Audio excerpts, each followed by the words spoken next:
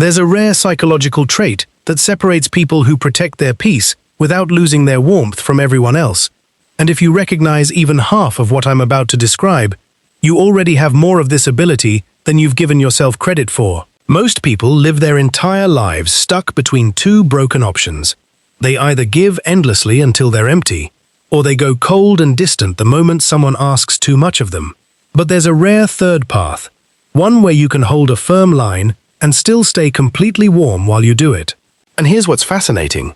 The people who've developed this ability often spend years thinking something is wrong with them, either too soft or too harsh, never quite landing in between. What they don't realize is that this in-between space isn't a compromise, it's a skill, one that almost nobody is taught, and one that most people confuse with either weakness or cruelty, because they've never actually seen it modeled clearly.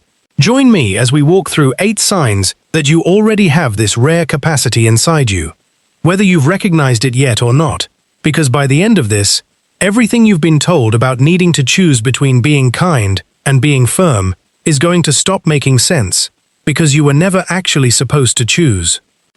Here's what almost nobody tells you about boundaries. The reason most people either collapse into people-pleasing or harden into coldness isn't a personality flaw. It's that they've only ever seen 2 models growing up: someone who gave everything away and burned out, or someone who protected themselves by shutting everyone out. Nobody showed them the third option, because the third option requires something much harder than either extreme: staying emotionally present while still saying no. This is what I call warm firmness, and it's rarer than almost any other interpersonal skill, because it demands 2 things most people have never learned to hold at once: real compassion and real limits, existing in the same moment, without one collapsing into the other. Sign 1. You feel guilty immediately after saying no, but you say it anyway. Most people assume the presence of guilt means they've done something wrong, so the guilt becomes proof they should reverse the decision. But if you've ever felt that familiar knot in your stomach right after declining something and held your answer anyway, you're already doing the hardest part of this skill. The guilt isn't a signal that you're being cold. It's simply what it feels like the first 100 times you override a lifetime of training that told you your worth depended on saying yes. People who eventually master warm firmness don't stop feeling guilty. They just stop treating the guilt as an instruction. Sign 2. You can disappoint someone and still ask how their day was 5 minutes later. This is one of the clearest markers of the difference between coldness and firmness, and almost nobody names it directly. Coldness treats a boundary as the end of warmth.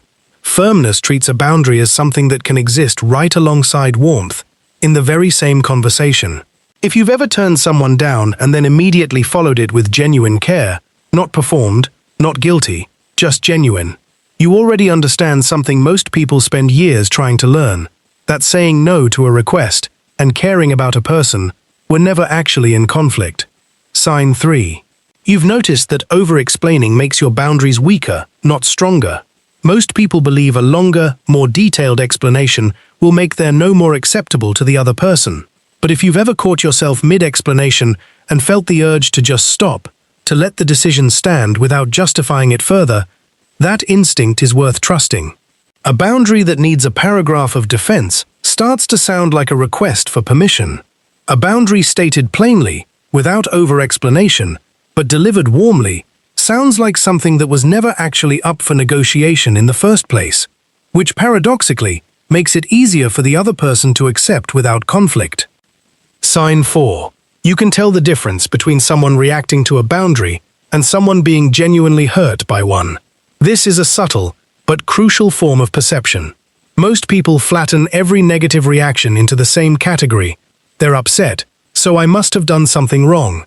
But if you've started noticing the difference between someone's disappointment, which is a normal, survivable reaction to not getting what they wanted, and someone's actual hurt, which requires real repair, you're developing a kind of discernment that protects you from being manipulated by discomfort that was never actually about harm. Sign 5. You've stopped needing the other person to agree that your boundary is fair before you'll hold it. Early on, most people wait for validation before trusting their own limits, quietly hoping the other person will eventually say, "You're right, that's reasonable." But real firmness doesn't require a unanimous vote. If you've noticed yourself holding a boundary even while someone clearly disagrees with it, without that disagreement destabilizing your decision, you've crossed into something most people never reach, trusting your own read of a situation more than you need someone else's approval of it. Sign 6. You've started apologizing less for having limits and more for how a limit was delivered, when it was delivered clumsily. This distinction matters enormously. Someone stuck in coldness rarely apologizes at all, treating every boundary as inherently justified regardless of tone. Someone stuck in people-pleasing apologizes for the boundary itself, as if having a limit was the mistake. But if you've noticed yourself occasionally saying, "I still mean what I said, but I could have said it more gently," you've found the actual mature version of accountability, owning your delivery without abandoning your position. Sign 7. You can sit in a silence after saying no, without rushing to fill it. This is one of the hardest signs to develop, and one of the clearest markers of real progress. The silence right after a boundary is delivered is where most people panic, and panic pulls them straight back into over-explaining, softening, or reversing what they just said. If you've managed to let that silence exist, uncomfortable as it is, without immediately trying to fix the other person's reaction to it, you've built a genuine tolerance for a kind of discomfort that used to control your decisions completely. Sign 8. Your boundaries have started getting shorter over time. Not harsher, just shorter. In the beginning, most people's boundaries come wrapped in cushioning, apologies, justifications, reassurances stacked on top of each other. But as this skill develops, the boundary itself starts needing less scaffolding around it, not because you care less, but because you trust it more. If you've noticed your own no's getting simpler while somehow staying just as kind, that's not you becoming less considerate. That's the skill actually maturing. Now, understanding where you are in this process matters, because this ability develops in stages, and most people get stuck without realizing which stage they're actually in.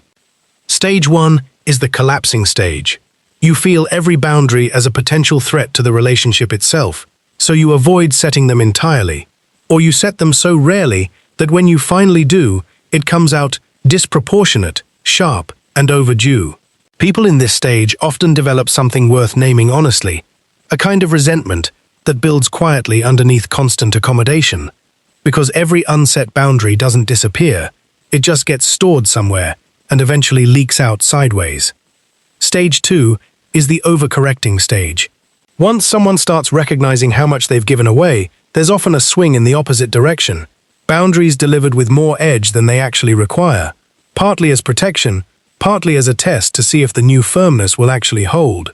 This stage is uncomfortable, and often gets mistaken for having become cold, but it's usually just an overcorrection working itself out, not a permanent personality change. Stage 3 is integration, where warmth and firmness finally stop competing for the same space. At this stage, a boundary doesn't require armor anymore, because it isn't being delivered as a defense against being hurt. It's simply being stated as a fact about what you need, alongside genuine care for the person you're stating it to. But here's what almost nobody warns you about this skill, even once you've developed it. There are shadow versions worth watching for.